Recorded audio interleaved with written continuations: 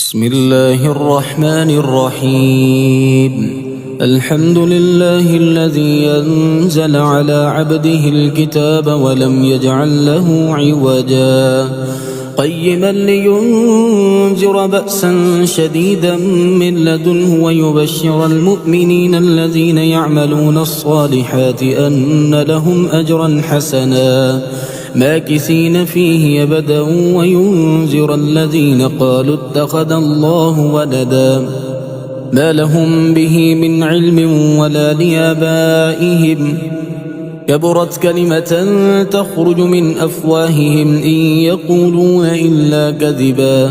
فلعلك باخع نفسك على آثارهم إن لم يؤمنوا بهذا الحديث أسفا إنا جعلنا ما على الأرض زينة لها لنبلوهم أيهم أحسن عملا وإنا لجاعلون ما عليها صعيدا جرزا أم حسبت أن أصحاب الكهف والرقيم كانوا من آياتنا عجبا إذ أوى الفتية إلى الكهف فقالوا ربنا آتنا من لدنك رحمة وهيئ لنا من أمرنا رشدا فضربنا على آذانهم في الكهف سنين عددا ثم بعثناهم لنعلم أي الحزبين يحصى لما لبثوا أمدا نحن نقص عليك نبأهم بالحق إنهم فتية آمنوا بربهم وزدناهم هدى وربطنا على قلوبهم إذ قاموا فقالوا ربنا رب السماوات والأرض لن ندعو من دونه إلها لقد قلنا إذا شططا هؤلاء قوم اتخذوا من دونه آلهة لولا يأتون عليهم بسلطان بين فمن أظلم ممن افترى على الله كذبا وإذ اعتزلتموهم وما يعبدون إلا الله فأووا إلى الكهف ينشر لكم ربكم من رحمته ويهيئ لكم من أمركم مرفقا وترى الشمس إذا طلعت تزاور عن كهفهم ذات اليمين وإذا غربت تقرضهم ذات الشمال وهم في فجوة منه ذلك من آيات الله من يهد الله فهو المهتد ومن يضلل فلن تجد له وليا مرشدا وتحسبهم أيقاظا وهم رقود ونقلبهم ذات اليمين وذات الشمال وكلبهم باسط ذراعيه بالوصيد لو اطلعت عليهم لوليت منهم فرارا ولملئت منهم رعبا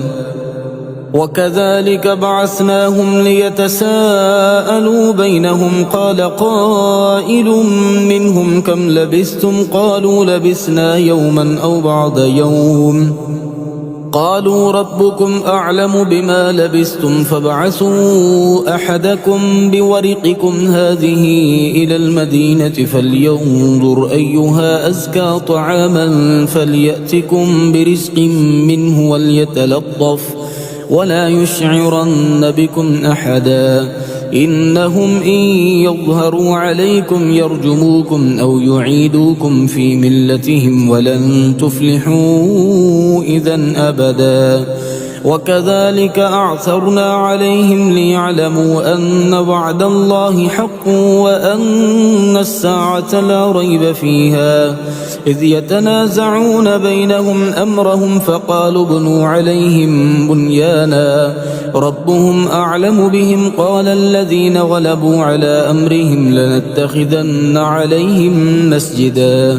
سيقولون ثلاثة رابعهم كلبهم ويقولون خمسة سادسهم كلبهم رجما بالغيب ويقولون سبعة وثامنهم كلبهم قل ربي أعلم بعدتهم ما يعلمهم إلا قليل فلا تمار فيهم إلا مراء ظاهرا ولا تستفت فيهم منهم أحدا ولا تقولن لشيء إني فاعل ذلك غدا إلا أن يشاء الله. واذكر ربك إذا نسيت فقل عسى أن يهديني ربي لأقرب من هذا رشدا. ولبثوا في كهفهم 300 سنين وازدادوا 9. قل الله أعلم بما لبثوا له غيب السماوات والأرض أبصر به وأسمع ما لهم من دونه من ولي ولا يشرك في حكمه أحدا. واتل ما أوحي إليك من كتاب ربك لا مبدل لكلماته ولن تجد من دونه ملتحدا. واصبر نفسك مع الذين يدعون ربهم بالغداة والعشي يريدون وجهه ولا تعد عيناك عنهم تريد زينة الحياة الدنيا ولا تطع من أغفلنا قلبه عن ذكرنا واتبع هواه وكان أمره فرطا. وقل الحق من ربكم فمن شاء فليؤمن ومن شاء فليكفر. إنا أعتدنا للظالمين نارا أحاط بهم سرادقها وإن يستغيثوا يغاثوا بماء كالمهل يشوي الوجوه بئس الشراب وساءت مرتفقا. إن الذين آمنوا وعملوا الصالحات إنا لا نضيع أجر من أحسن عملا. أولئك لهم جنات عدن تجري من تحتهم الأنهار يحلون فيها من أساور من ذهب ويلبسون ثيابا خضرا من سندس واستبرق متكئين فيها على الأرائك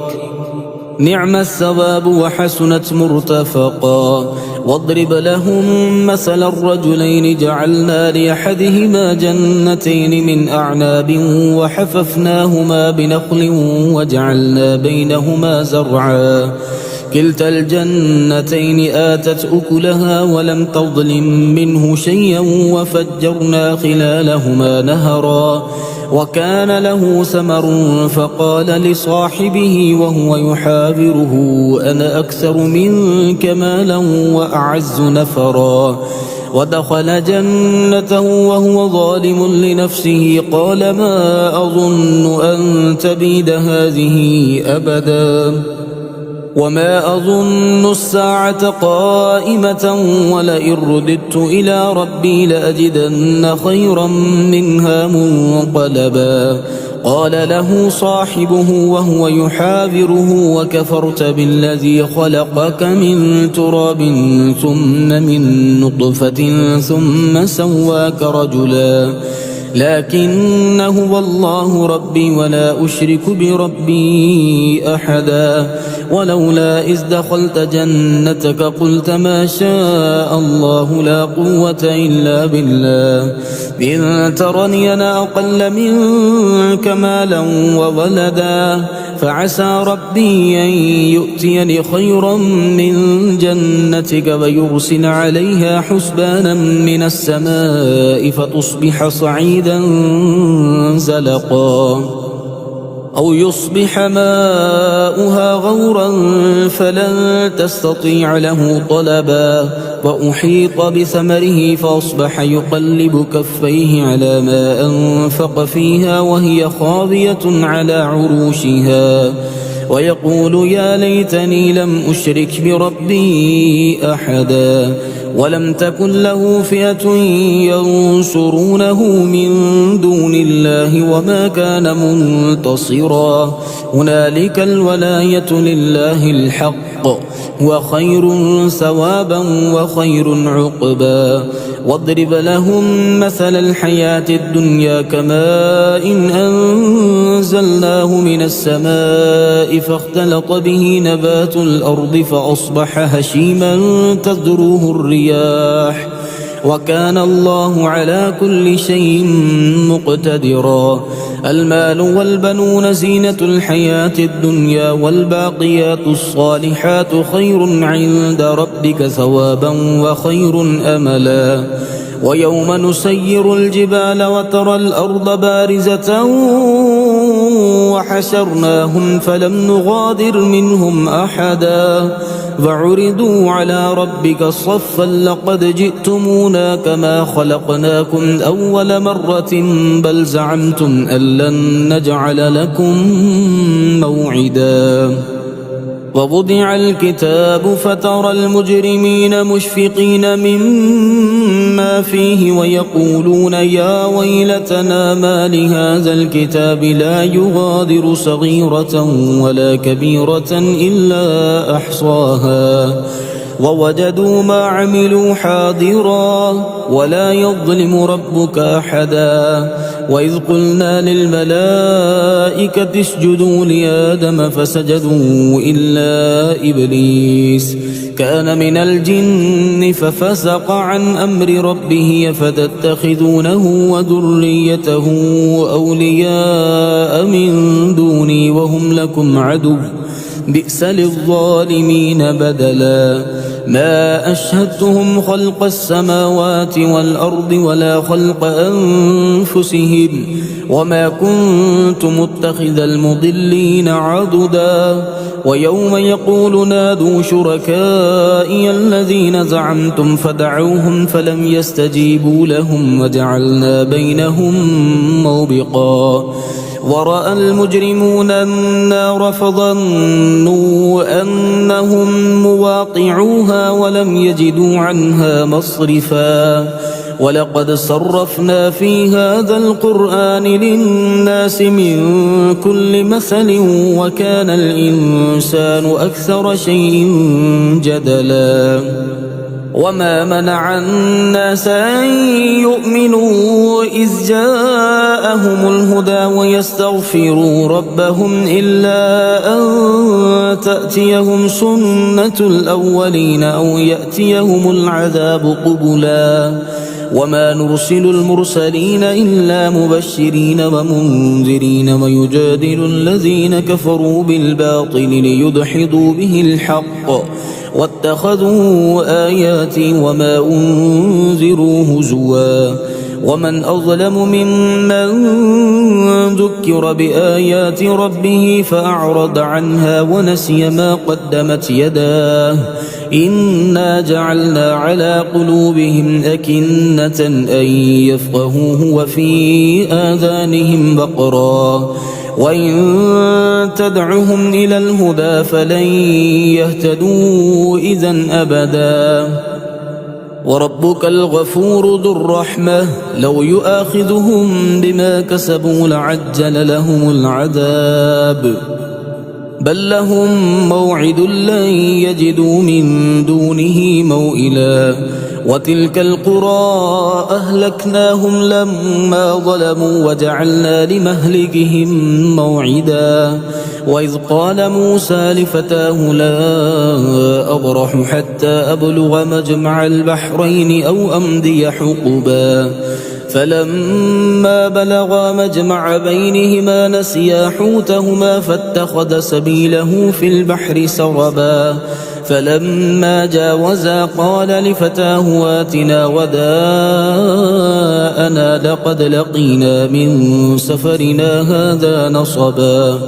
قال أرأيت إذ أوينا إلى الصخرة فإني نسيت الحوت وما أنسانيه إلا الشيطان أن أذكره واتخذ سبيله في البحر عجبا قال ذلك ما كنا نبغي فارتدا على آثارهما قصصا فوجدا عبدا من عبادنا آتيناه رحمة من عندنا وعلمناه من لدنا علما قال له موسى هل أتبعك على أن تعلمني مما علمت رشدا قال إنك لن تستطيع معي صبرا وكيف تصبر على ما لم تحط به خبرا قال ستجدني إن شاء الله صابرا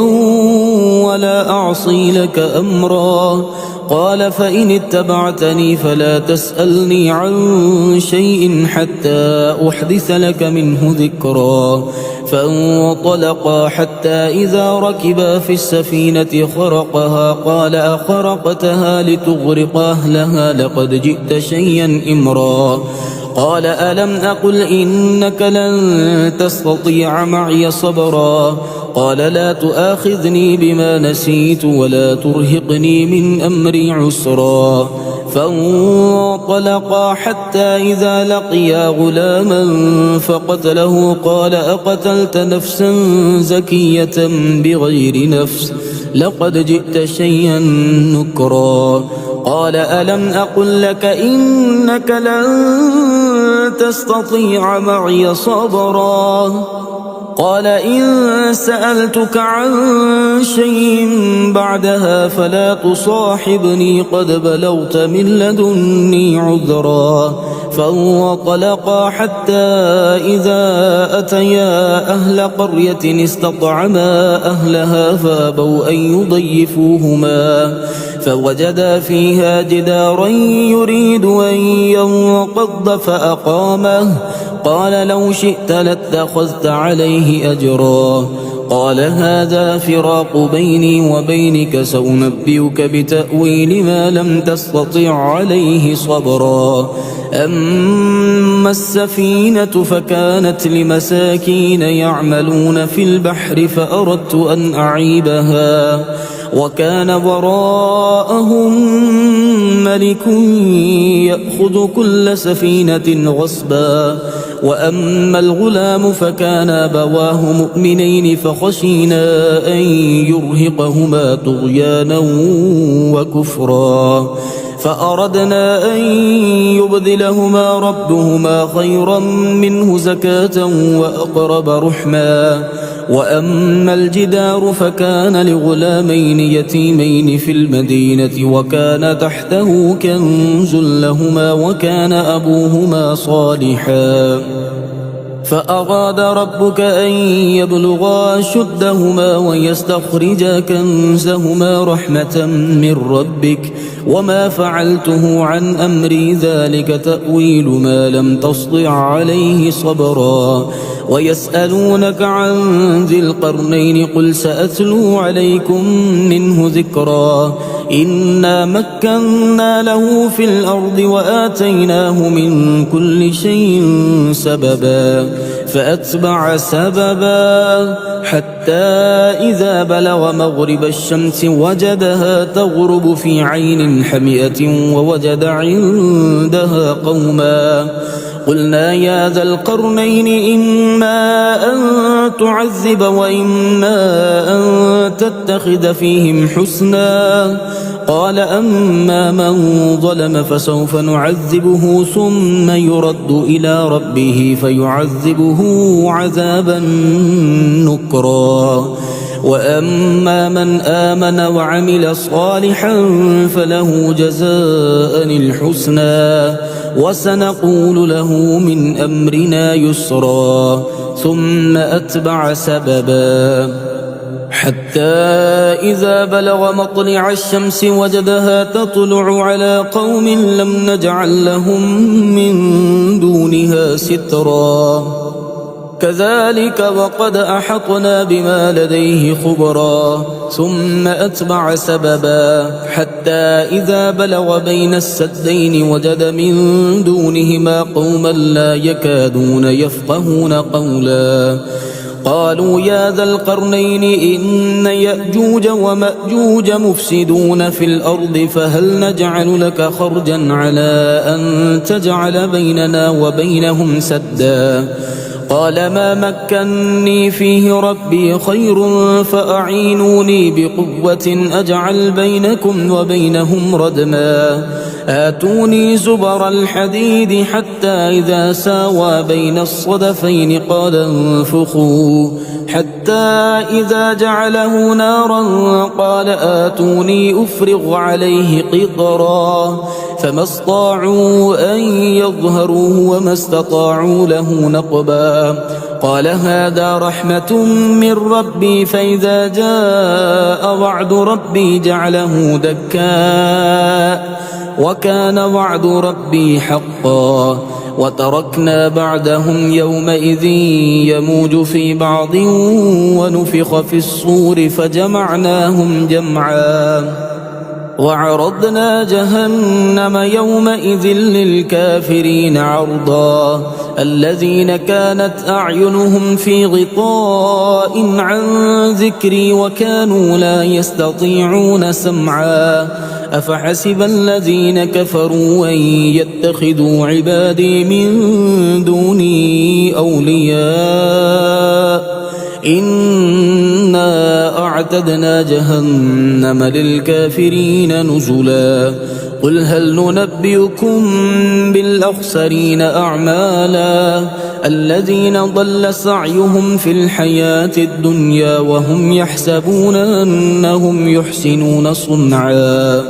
أولئك الذين كفروا بآيات ربهم ولقائه فحبطت أعمالهم فلا نقيم لهم يوم القيامة وزنا